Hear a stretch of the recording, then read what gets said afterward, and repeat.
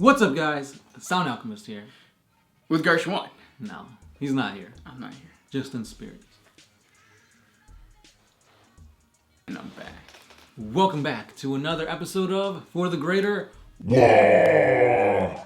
This is a video series where we answer the questions left by you, the viewer. If you have a question for us, simply just comment down below, put question in front of your question, because we get to those questions first. And that is what old boy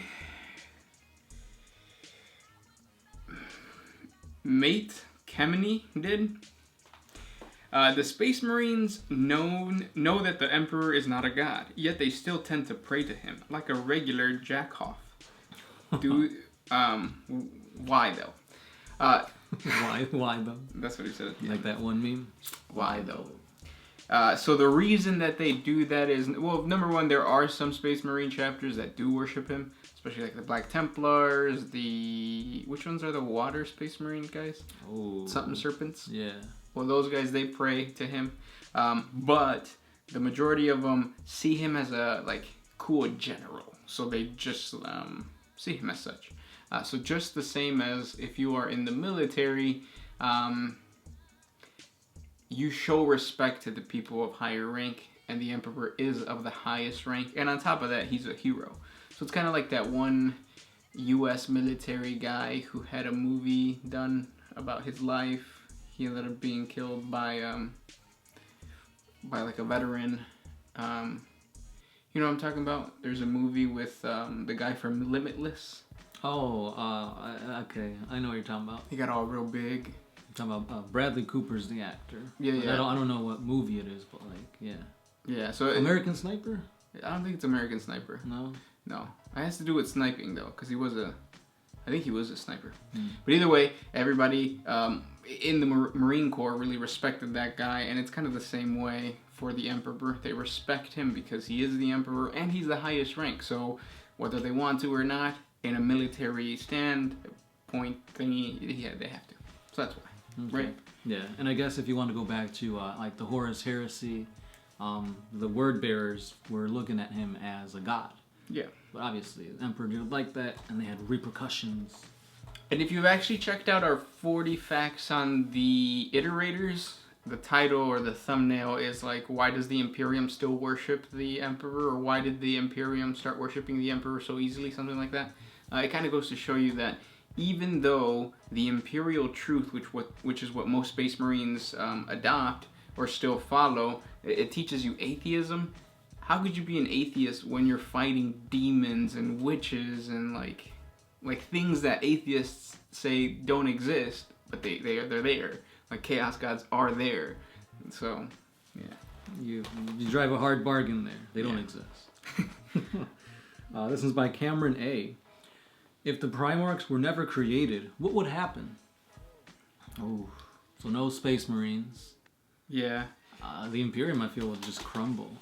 Yeah, it wouldn't have spread as much as it did. Like, the reason that a lot of the bigger empires were destroyed, like the Ulanor Empire of the Orcs, the Interrex, the human Interrex Empire, the reason they were destroyed is because of the Luna Wolves, the Imperial Fists, all the really hardcore Space Marine legions that, put it all on the line and, died for humanity, especially the Salamanders, too. Oh. Actually, the Unification War probably wouldn't even have been completed without Space Marines. Yeah.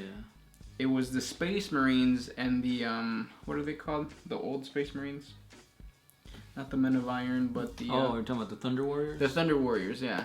It was because of the Thunder Warriors that so many of the warlords were able to be defeated. So without Space Marines, the Age of Strife would still reign. Do you think if the Emperor... Look, so there's no Primarchs. That means no Horus Heresy. The Emperor would still be alive.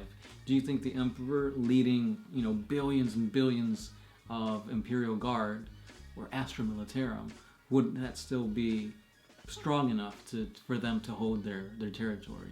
Yeah, I think like the Sol System. They'll be able to conquer the Sol System. They would look probably like the Tau Empire. Because Psychers would still be around, warp travel would still be around, so they'll be able to spread themselves. But I think the military might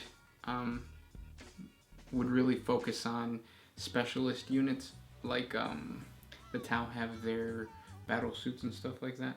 I think humans would develop things like that. So they go more in the route of technology, since the Emperor would still be alive. It'd be all about science and whatnot. Yep, about battle suits and like stuff like that, rather than genetically altering your genomes. Gene seeds. Technically genetically altering anything is illegal in the Imperium. But that's what the Space Marines are. Next question. Andrew Bayett, do you guys play any video games? No. Damn, Gers. Yeah, every once in a while I play Overwatch. I play Dragon Ball Fighters. What's that new one that you were talking about? Fortnite. It's free. Oh, really? Yeah. I thought you had to pay for it. No, it's free. I should play it. It is. It's very addicting. And I guess Yu-Gi-Oh! On the mobile phones. Yu-Gi-Oh! Do you have to buy your cards? It's like you gotta win them. Oh, okay. Yeah. Next question comes from the J-Man 1236-4. What are the odds our planet is sealed off by the warp? What do you mean by sealed off? Like our planet, like right now, and that's why we can't see like aliens and like you're saying, like kind of like we're imprisoned by the warp. I don't know. I'm confoodled. Me too. What is kind of cool is what if the Emperor, like what if we live on Earth, but it's not really Earth in the 21st century, we're Earth in the 41st millennium, and on top of that, it's the Emperor who is like the reason he can't get out of his golden throne is because he's using all this psychic power to put a bubble around our solar system. And our solar system is supposed to be like it's supposed to be like a duplicate of what Terra used to be. So we're starting all over from scratch, and like Earth is like what Earth would have been back then, but in reality we're in the 41st millennium. Nah, just stop. No, that would have been cool, man. Is it cool? Comment down below. Next one. This one's by DFool06. What would happen if all the orcs were colorblind? If GW decided to progress the lore on orcs and have a new color for them to believe in, what color would it be and what would it do? For example, if all orcs believe that all things pink are bulletproof, could that be possible? Yeah, that would be a good one, right? Because it would give them a better save.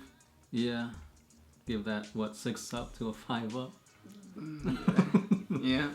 I mean, mathematically, you have better odds. They don't feel like better odds, but yeah. Or like if they said, But I mean, who wants to paint their orcs pink? That's true. Yeah, but okay. So what's another? Because blue is already taken out. Because blue means good luck. Oh, actually, they should push that. They should say that like blue weapons fire better, and then it gives you is it a BS? Yeah. A ballistic skill of like 3+, or no 4+, like a Gretchen. That would be cool, because they already have that. You just have like a rainbow color. That makes you more fabulous. Ooh. And if they were colorblind, they would just have different shades. Like colorblind people can still see. They can tell the difference between red and blue. It's two different shades. Yeah. Shady. Next question comes from Pickle Rick. Oh, you just read that. Did I? Oh, no, sorry. If orcs would have golden color, does it have any special beliefs such as red goes faster and yellow bigger boom? I don't think there's any gold thing, right? No, it's just connected to yellow because like gold and yellow are the same thing, and that's what what's the yellow clan called? The Bad Moons? Yeah, the Bad Moons. They just see that as like... You should know this stuff, boy. You play orcs. Yeah, but it's all jumbled up in my head. It's all morkified. Morkified. Gorkified. We should have a t-shirt that says, for the greater Gorkified. No, that doesn't make any sense. Next question. To a man Taylor. Hey. If Slaanesh makes a milkshake, do all the boys come to the yard? And is it better than yours? No. No, it's not better, or no, the boys don't come? No, it's not better than hers or his, whatever. It's and then Yes, they do. I'd come to where you are. Next question comes from Sheldon Goodfellow. Is it possible for a demon, be they lesser or greater, to go from one chaos god to another, like a bloodthirster was extremely aroused, or glutton themselves on blood and death? Could it then fall into the clutches of Slaanesh and be loyal to she who thirsts? And so on. He gave another example. No? Mm-mm. I mean, there's like stories of like pacified bloodthirsters, but I think those are just fan lore. But because like each demon is made by the essence of their patron god, so saying that a demon can switch alliances is almost saying like Korn has, you know, other embodiments in him instead of just like hatred, bloodshed, that kind of thing. Okay, true that. But I mean, if you guys have specific examples, put them down below. Yes. Next question comes from Abraham Rodriguez. Do orcs bleed? If so, what color is their blood? Red. The fan art and like the GW art shows that it's red, but then there's also some that shows that it's blue, and some that it's green, and some that it's like just slimy. Kind of like that goop. Like that goop. Last question. What you got? Dragon Punch 903. Who would win in a fight, Gershwin or the Sound Alchemist? No biting, no pulling hair, just some good old fisticuffs. Me, because his weakness is hitting him behind the knees. Mm-hmm. That's my weakness. And it's like, I don't have the bee's knees, so I can't sting you. Yep. And I don't have a weakness. Mm-mm. Except for goop. And I'm all out of goop. And those are the questions for today. If you have a question that we did not answer, comment again down below. We'll get to it next time. We promise you. But thank you for commenting. That's right. Don't forget to put question in front of your question because we'll get to those questions first. Or upvote the question you want us to get to. And of course, Gershwin. Sound Alchemist, out of here.